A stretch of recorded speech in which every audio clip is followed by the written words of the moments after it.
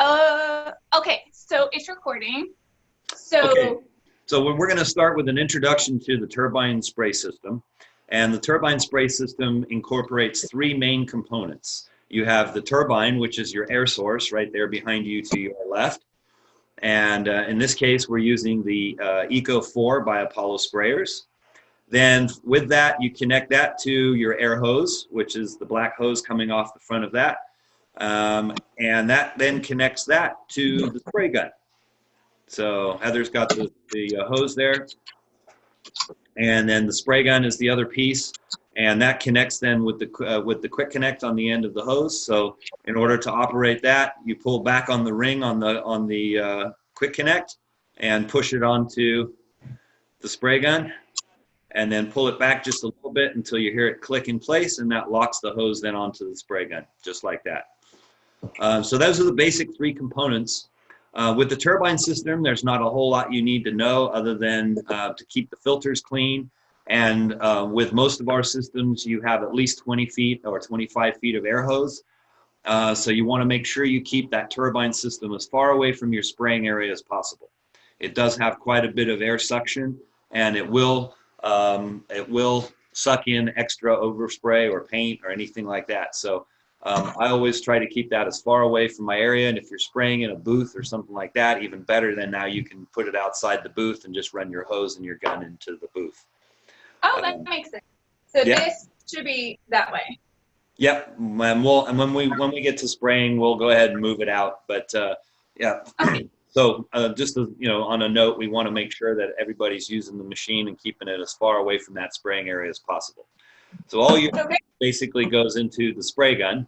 So if you want to go ahead and disconnect the hose again, Heather, well, let's just go through the basic points on the spray gun real quick. So maybe you could point out the different components as we go through. So the first thing is the gun body. You obviously hold the gun with the handle itself right there on that black handle. Yep. And then right above your handle is the first knob. Yep, that's your fluid adjustment. So if I open that up counterclockwise, I'm going to increase the amount of fluid flow. And if I decrease it or turn it clockwise, I'm going to decrease the flow. So that's important to note when you're adjusting your fluid flow on the spray gun. You want to always balance that with the available air pressure that you have and the viscosity of the finish, as we'll see in the spraying part of the video when we get to that.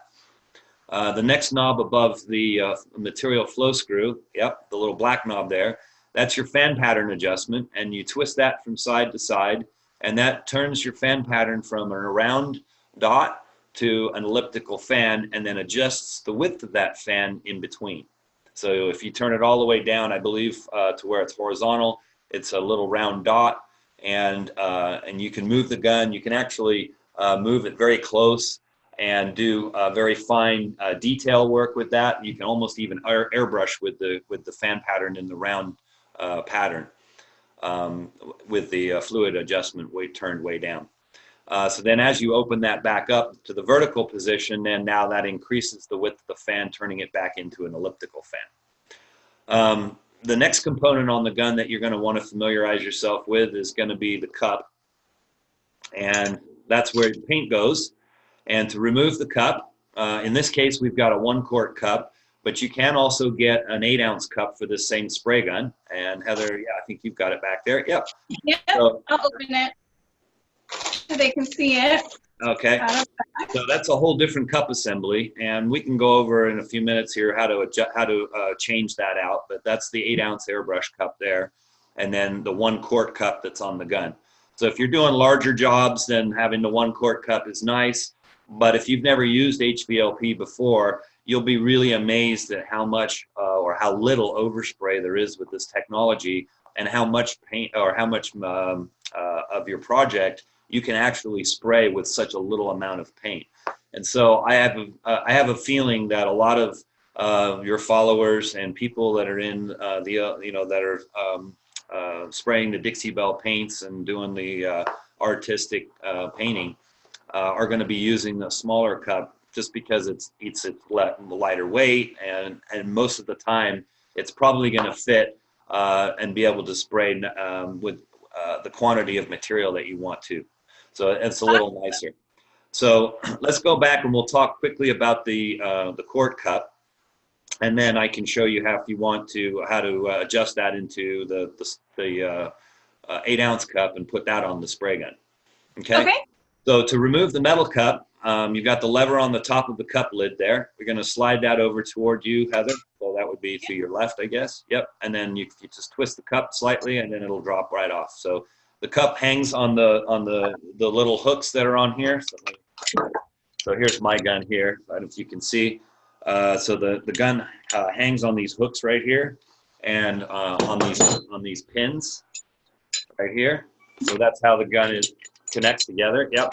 So when you put the gun and the cup together, you want to make sure your lever is all the way over to one side, and that you slide this in so that your pins are underneath the yoke here, and then you can slide your lever back, and what that does is it brings up the yoke so that it grabs onto these pins here and seals your cup on the gasket right here.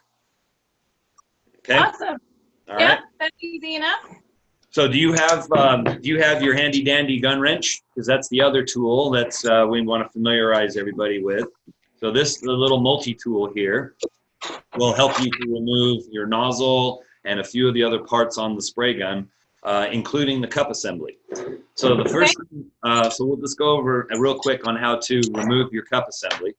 So you've already got your cup off, so I'm going to remove mine real quick. And the next thing you want to do is just disconnect the air tube here on the side of the spray gun, and you can just pull that off. Okay. Right on that little brass part. Yep, just like that. Okay. So now you've got the air fitting loose. So now you're going to take the wrench, and if you look on one side, it has a bunch of numbers, and the number 19, which is the size right here, the big one, that's going to fit right on this nut, right underneath the cup. Okay. So then you're going to want to, now that might be on there pretty tight. So you're going to want to loosen that off, and it's just a regular thread, so righty-tighty, lefty-loosey. Yeah, they got this on here pretty good. Yeah, you may have to put it on the floor and put some pressure, put a little pressure on it.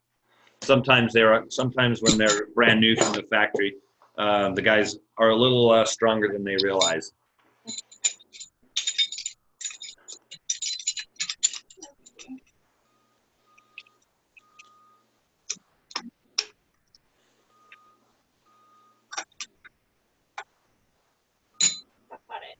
You got it? Yeah. All right, cool. Whoever put this one together was certainly stronger than me. Yeah, well, I apologize. It's okay. Maybe I just so you know, you don't have to put it back on there that tight. So, all right, so you're already ahead of me. So you already unscrewed that part. That's awesome. So now we've got basically just the gun body in our hands. Okay. Okay. Now you're going to take the other assembly, and I don't have one in here, so you're going to have to go on this one on your own. So now you're just going to reattach the brass fitting right here to the bottom of the fitting that was removed. Okay. With the assembly.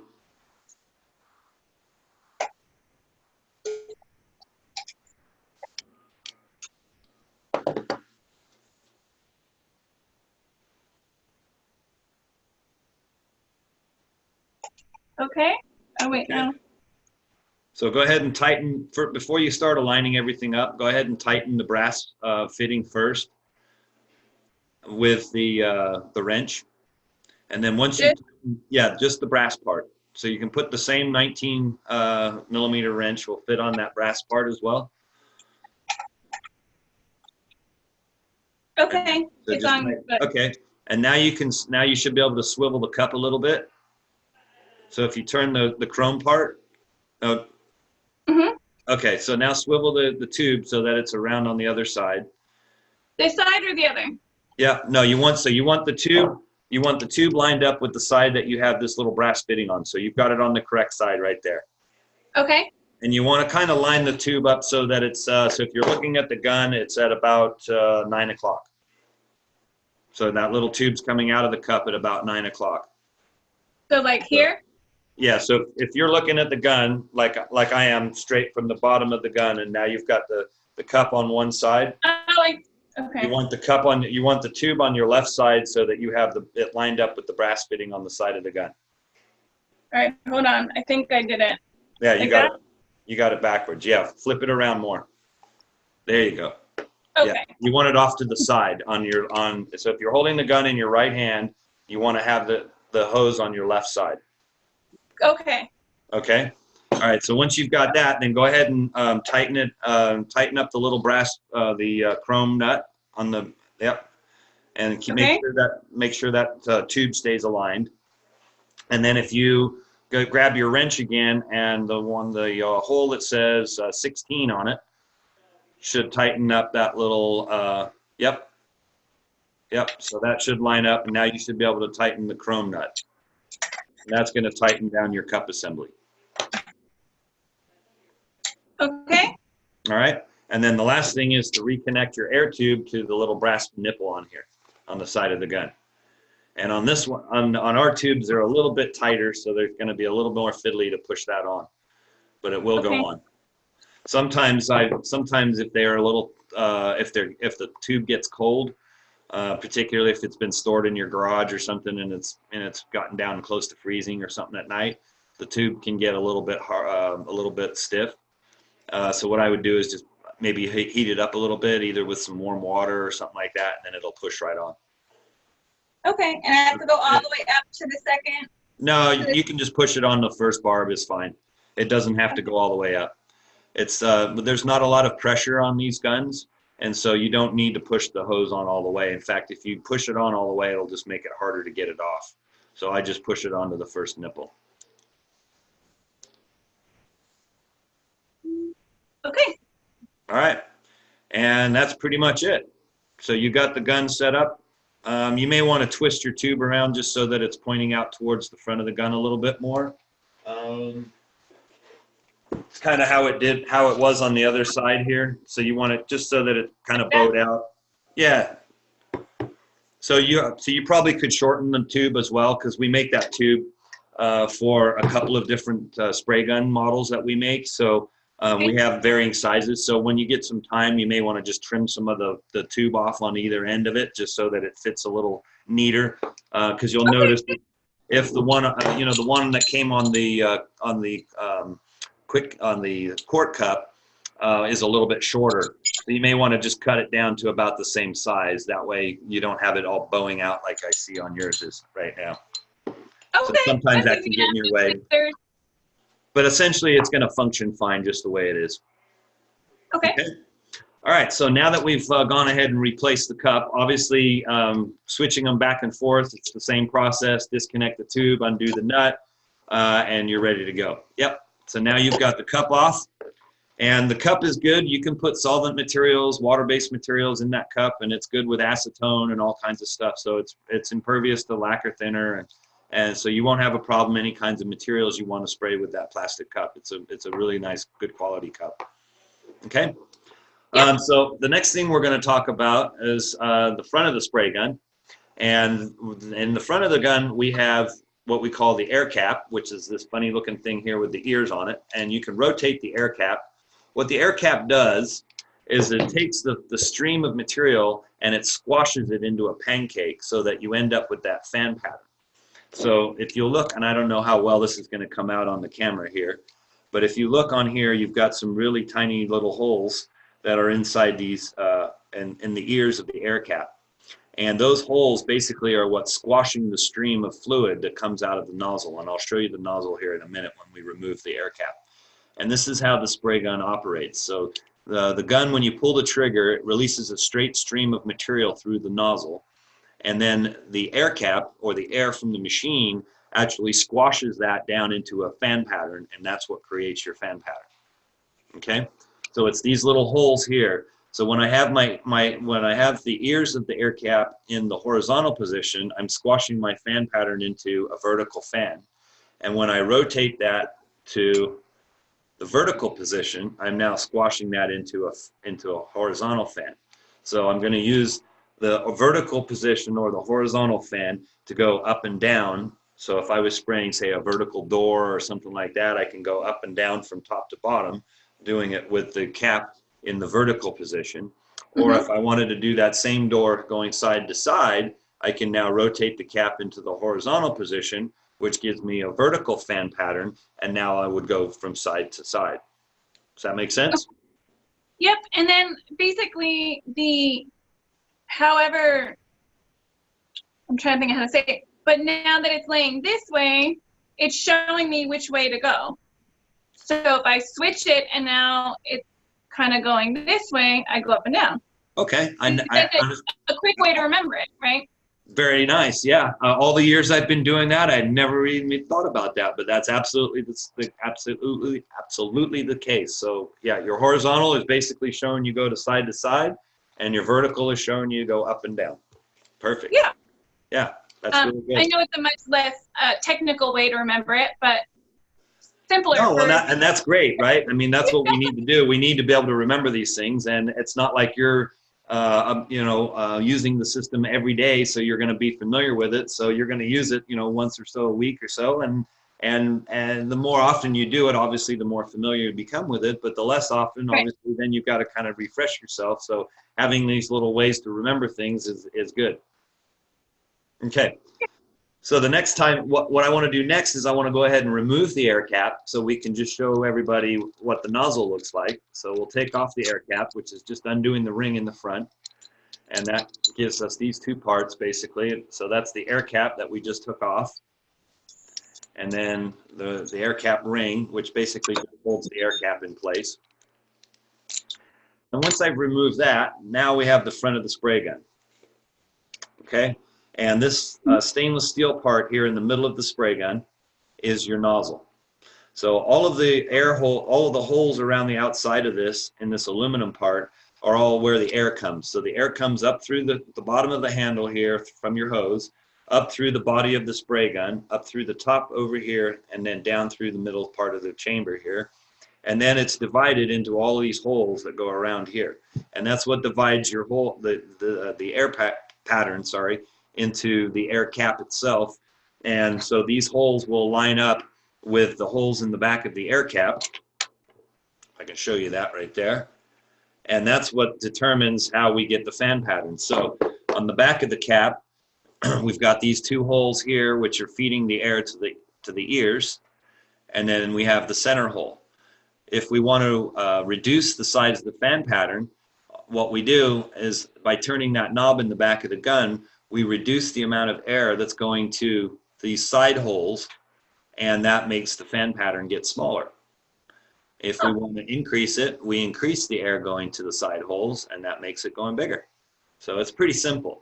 So if you ever get a problem where your fan pattern, you're spraying and you have the fan pattern heavy on one side, typically what's causing that is you might have got a little bit of paint inside one of these holes in the ear, and it's usually on the opposite side to where you're heavy. So if you're spraying, say, from left to right, and you notice that your fan pattern is heavy on the top and light on the bottom, then most likely so you're spraying this way, right? So if you've got a fan pattern that's heavy up on the top, most likely it's probably a blockage in the ear on the right side of your air cap. Does that make sense? Yeah. Or a partial blockage. So if it's, and that can be, and that's why this is a really important part. It typically doesn't come in contact with paint, but sometimes when you're painting, it can get overspray on the outside of the surface a little bit. And if you get a little bit of paint inside these holes on the ear of the air cap, then it can offset your fan pattern a little bit. So it's just something to notice when you're spraying. And good practice to get into is every time you're done when you're cleaning, to make sure you clean these little holes. And that's why we have the cleaning set that you have, because that has all the little brushes and the picks, and yep, there you go. And that has all the tools you need to get inside these little holes inside here, so you can make sure you clean everything out in that air cap very, very well. Now, the holes in the gun here typically won't get any material in them at all. The only way that can happen, and I'm going to go ahead and remove the nozzle. So with the needle, with the wrench, your number 13 size, which is in the middle of the end here, that fits on your nozzle, and then you can just unscrew that. So as a word of caution, before you take the nozzle off the gun, it's always better to remove the needle, or if you don't want to remove the needle, you pull the trigger back so that you don't have any pressure on the nozzle itself when you're twisting the nozzle. If you twist the nozzle with pressure on the needle, you can damage the end of the needle. Uh-oh. So it's a good habit to get into before we go ahead and do that, and I should have mentioned that first. So we go ahead and remove the screw on the back of the gun, which is the silver screw back here. Then we have another spring that's back there. That's your needle return spring. And then if I pull the trigger, the needle will come slide right out through the back of the spray gun. So this long shaft is your needle. There you go. So that's your needle, and that's a mating set with the nozzle itself in the front. So now that we've removed the needle out of the back of the gun, we can loosen off the nozzle, which I've already done, and then go ahead and twist that. Sorry, you can catch up. Okay. Go ahead, keep talking. I'll get there. All right, so I've removed the nozzle, and I just want to show everybody the nozzle. Hopefully it's focusing okay. I can't tell really well. But basically, this is a nozzle. This particular size is a 1.3. We make various different sizes for this spray gun. I think there's about 3 or 4 sizes that are available for this gun. And then our other guns we have other sizes available for those as well. But yep, so that's your nozzle. And whoops, my needle slid under my computer here. So these two pieces here, your needle and your nozzle, those are a matched set. So you always want to pair your needle and your nozzle together. You never will replace the nozzle without replacing the needle. It's always replaced together. And this is how they come. Correct. So for the spray gun that you have, we actually replace the nozzle, the needle, and the air cap. So each of those 3 parts are paired together in a set. So when you change your size to go, say you wanted to spray a really heavy latex paint, and so we have in this gun comes standard with a 1.3 millimeter, which is a little bit too small for spraying latex paint. So you'd want to switch that out for a 1.8. And when you do that, you're going to change your air cap as well. And what's going to change on your air cap is the size of this center hole here. So there's not a whole lot else that changes, and to the naked eye, they'll look pretty much identical, but there is a difference in the center hole. And what that's doing is it's pairing the size or the end of the nozzle here with the size of the center hole. And those need to be paired together, because if they're not, then you end up with too much or too little air coming around the nozzle, and that affects your atomization, either, can adversely affect your atomization, I should say. Okay? And then you have this handy dandy kit to keep them all. Yeah, so when you have all your needles and nozzles, instead of having to keep them in the blister packing in that retail packaging, we make that nice little foam box that you can then set all of the different sizes in. So the needles go in the little slots there, and then your nozzle fits in the little part there. And then if you look on the very top of the box, Heather, there's some little cutouts, the round cutouts for the air cap as well. So just grab the foam and pull that out. You can actually take the foam part out. There you go. And then the air cap will just drop right into that part. So now you can keep your air caps and your needle nozzle sets all nice in that box, so you don't damage them. It's really important. The nozzles typically don't get damaged very easily because they are very, it's more of a robust part. But the needle is what you really need to pay particular careful with. You don't want to make sure you don't bend the back end of the shaft. So try not to ever use pliers on the needle, especially on the back, to remove it with, because that's when you get them breaking or they can bend, and you don't want that to happen. And then really be careful on the front of the needle, which is that finely ground point that meets with the nozzle, and that's really a critical part of the gun. So if that gets damaged, bent, you pretty much should buy a new needle and replace it, because it's never going to perform. The spray gun will never perform properly if the needle is damaged. Okay. Okay. All right. So we've basically stripped apart most of the gun. I don't want to go much further, I think, for right now. I think this is enough. So if you needed to replace needles and nozzles, you know how to insert them and reinstall. So before you put that needle in, you can leave it where it's at right now. I want you to get in the habit of putting that nozzle back in first. Okay. Okay. So let's take the nozzle, and we're going to reinsert that back into the gun. Just screw it down finger tight, and then when you get it down finger tight, go ahead and take your wrench, and then all you're doing is just snugging that up. You don't need to tighten it and crank on it. Just, there you go. That's perfect. Okay, then we're going to go ahead and put our air cap back on, or you can insert the needle. That's fine. So we'll go ahead and insert the needle. And then make sure you put your return spring back in, or you'll find that there's no needle tension. And then the flow screw is the last part that goes in. And just screw those together, and those go clockwise. And then what I do as a habit is I always take the screw all the way down till it bottoms out. That way, when I pull the trigger, all I'm getting is air, and if I accidentally pull the trigger with material in it, I'm not going to squirt myself or somebody else or something in the shop by accidentally releasing the material. So once I've turned this knob, the silver knob, all the way down to where it's bottomed out on the bushing, when I pull the trigger now, all I'm going to get is air out of the spray gun. Okay. Okay. Now, oh, never mind. You got it? I think so.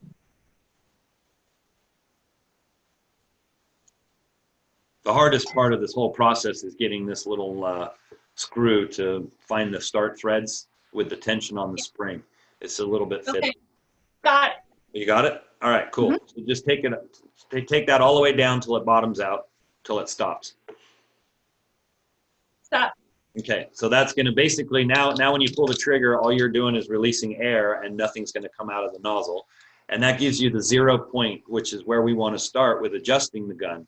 So whenever you start with a material, whether it's something you've sprayed before or not, you always want to start by turning the screw, the material screw, all the way to where it stops, so that then we can start backing it open slowly and adjust it according to that. And we'll do that once we get some water in the cup and we start spraying. Okay. Okay. So the last thing we're going to put back on then is your air cap. So go ahead and put the air cap back on. And then I find it helpful just to hold the air cap in place with my index finger. And then you can just spin the ring on. And this doesn't have to be on tight, so just finger tight on the ring. That way it'll still allow the air cap to rotate a little bit. Okay? And then you just set it up for whatever your preferred preference of the fan pattern is. Okay. I'm all put back together now. All right, very good. So basically, we've taken apart the whole spray gun. We've shown you how to swap out your cup assemblies so you can change the different size of cup assembly. We've gone through the different parts as far as the nozzle operating with your material and the needle. We've gone through the fan adjustment here on the back on how that operates. So I think we're ready to throw some water in the spray gun and start spraying. What do you think? All right, let's get reset up and we'll do that next. All right, sounds great. All right, hold on.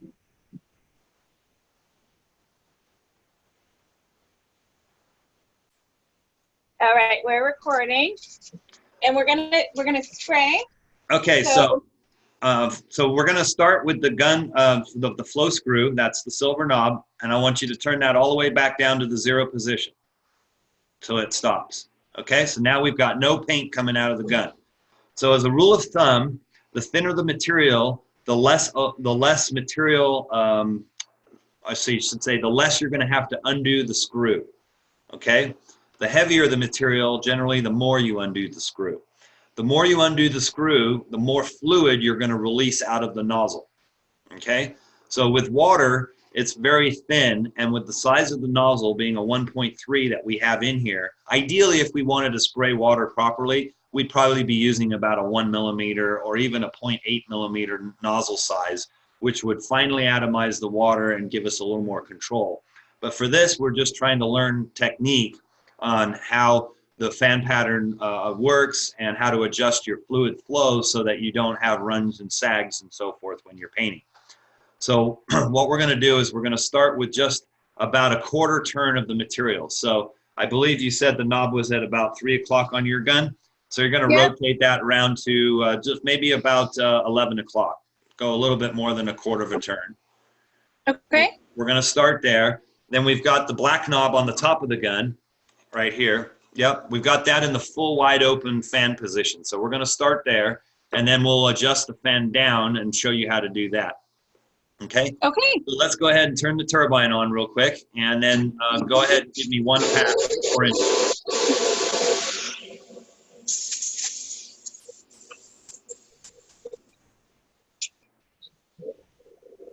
Okay? Okay, go ahead and shut the machine off.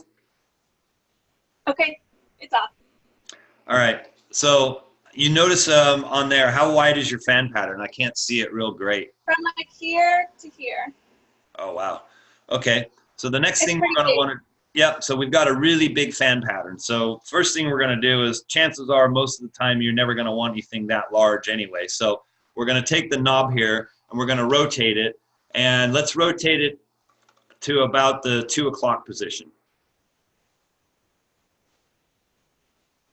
All Okay. right, and then go ahead and do me one more spray again at 4 inches.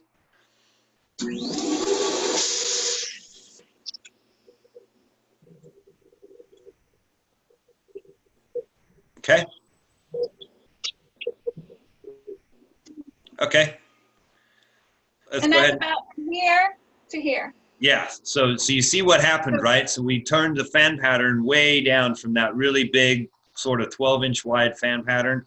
Now we've got something that's more manageable, that's about 6 inches, correct? Yeah. Okay, so we're going to play around with that size. So we're going to go ahead and leave the fan pattern there. And Okay. so it looks like you got pretty good coverage on there. Do you have any runs or anything? I don't see any runs.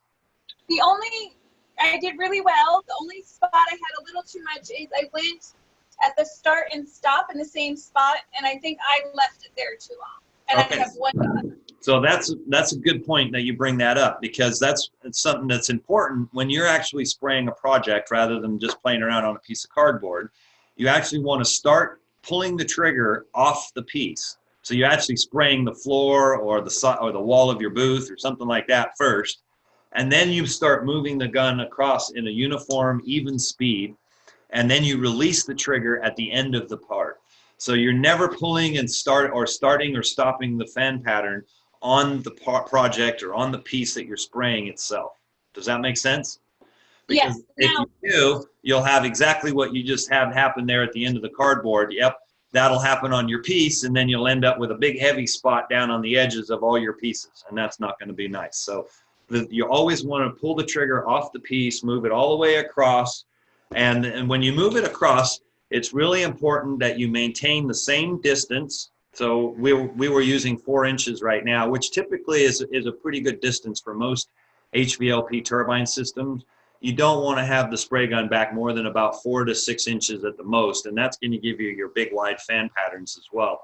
So usually for most of your small projects, 3 to 4 inches is pretty nice, and that's pretty good, nice sweet spot for the gun. And then when you, so making sure you keep that perpendicular to your substrate, and yep, just like that. And then making sure that you maintain the same speed of coverage too. And so that's really important. If you speed up or you slow down in the middle of your pass, if you slow down, you're going to have the material get heavier. And if you speed up, you're going to have the material get lighter. So it's really important to maintain the same speed as you pass across the piece. Okay? okay, that makes sense. All right, so the next thing I want to point to you is the overlap. So we talk about overlap. So your piece, you're going to make one pass at the top, then you're going to come back down over the last pass that you made and come back across it 50% of the way. So what I do is, so if you line up the ears of the air cap with the bottom half of the previous fan, that will actually be about halfway. Oh, awesome. Okay. So why don't you go ahead and make another pass again if you want to start a little bit higher than you did before, and that way, yeah, you're fine right there. I can still see that. So let's go, spray there and maybe go across a couple of feet and then come down and then make your pass come back 50%. And then let's take a look at that. Okay.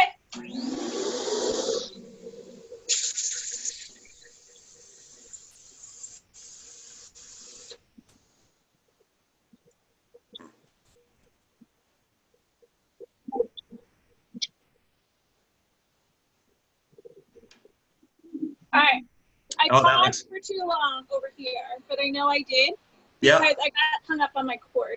Exactly. So this is where practice comes in, because what you're going to need to practice, obviously, is making the combination of your two passes, the 50%, just enough to give you nice even coverage, but not too much to where you've got runs, and not too light to where you're not getting proper coverage and your material is not going to flow out. It's going to end up drying either like dry spray or a little bit of orange peel, which is surface tension when it goes on wet. Okay. So I think that's pretty good. So let's go ahead and just watch you make a couple more passes. Let's try that and maybe do another 3 or 4 passes underneath that. And then watch your speed and watch your how much material comes out of the gun, and adjust accordingly on the fly so that when you make your 50%, you come back and you're not going to get any runs. Okay, I'm going to try.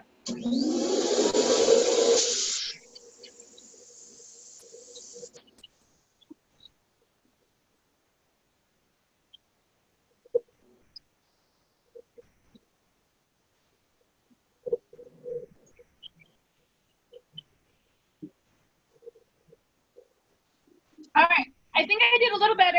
When I came back this way, I got this one again. Okay. So it seems to be my right arm. I paused too much. Yeah, it could be. Are you, when you come to the end right there, are you releasing the trigger and then pulling it again, or are you just holding it and then coming back? Oh, I didn't listen. I'm still holding the trigger. I got to let go of it.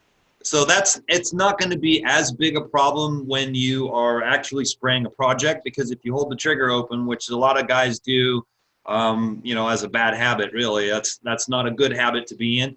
Particularly with some of our more technical turbine systems that are relying on the back pressure from the trigger release. But with this system, it's not such a big deal. But when you go off the end of the project and you hold the trigger open, it's not as big a deal, because all you're doing is spraying the paint on the floor. You're not actually building it up on your project. Whereas when you, obviously with the cardboard, you're not going off the edge of the cardboard, so now you're getting those heavy lines on the ends of your pass. So if you release the trigger at the end and then pull it back in as you come back in across your pass, you'll find that you'll get less density at the ends of your passes. Okay.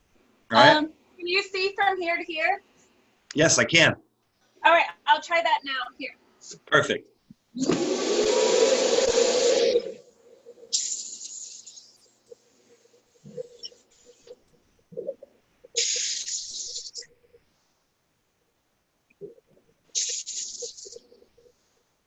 She's getting it down. So that was so much better. Yep. You see the difference? Yes, that was so much better. Not nearly. It's still a little bit heavy, but that's to be expected, but nowhere near what it was. No, not at all. And it had this like weird part in the cardboard too. But that was a lot better. I don't have these huge things here. Right, exactly. So that's where I'm going to leave you with your homework. I'm going to, I want you to practice some more of that with your die on the water. That cardboard that you've got is awesome. What you may want to do is maybe draw some squares, different size squares, and practice within those squares. So yeah, just take a Sharpie or something and draw some squares or some circles or whatever you want on the cardboard, and then practice going across those and pretend that's your project, so that the edges of your cardboard are, you don't have to go off the cardboard, but if you go off outside the square, that you can pretend is your piece, if you will, like a tabletop or something like that. And then that to make your passes across, and then you can study the density of the fan pattern within the square. Awesome. Does that make sense? Yeah, and when I get really good, I should be able to color within the lines, right? Yeah, right. Is that when I graduate? We'll do coloring by number. Okay. And just so people know, I did this wall by just grabbing 2 extra large moving boxes. Okay. And I cut them open, and then I just hung them. So that's all this. So the great thing about the cardboard is it absorbs the water, so it doesn't make a mess. It shows up the fan patterns, particularly with the dye that you've put in it. So the nice thing about it is you can, you've got some red dye in there, which helps to show the fan pattern nicely. And then if you wanted to go back over that with, once it's dried, it only takes a minute or 2 for it to dry on the cardboard. And then if you wanted to go back over it with a different colored dye or something like that, you can just keep going over it and over it and over it. So that cardboard is a great way to practice. And believe me, the hardest thing to spray well is vertical is water vertically on cardboard. And that's why I'm having you start here, because once you master being able to do this, you'll be able to do anything. You trickster, you're having me start with the hardest thing? That's right. All right. Yeah. No, I see the reasoning. It's okay. Yeah, you know, I could have you start with something horizontal, but then it's going to be a lot different. And so learning the technique and learning the skill to be able to spray vertically is the hardest thing. And if you can do that, then you'll have no problem horizontally or anywhere else you want to spray. Awesome. I'm excited. And I will do my homework. All right. All right. Thank you for your time. No problem. Looking forward to seeing you next week. And if there's anything I need to bring with me, let me know. All right. Awesome. We'll see you there. Okay. Have Thanks, a good Heather. one. Take care. Bye-bye.